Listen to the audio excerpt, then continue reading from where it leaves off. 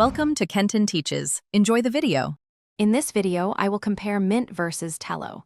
We'll explore their key features, pricing structures, and network performance to help you decide which mobile carrier best suits your needs.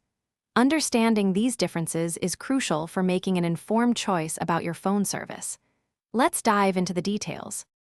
When it comes to pricing, Mint Mobile operates on a bulk purchase model, requiring you to pay for multiple months upfront for the best rates. Tello, on the other hand, offers more flexibility with its monthly plans, letting you change your data, talk, and text allocations as needed. This difference is key for budget planning. Both Mint Mobile and Tello operate on the robust T-Mobile network, meaning you'll generally experience similar coverage and speeds. However, actual performance can vary based on your specific location and network congestion. It's always a good idea to consult their coverage maps to ensure strong service where you live and work. Ultimately, your choice between Mint Mobile and Tello depends on your priorities. If you prefer to pay upfront for significant savings and don't mind a longer commitment, Mint is an excellent option.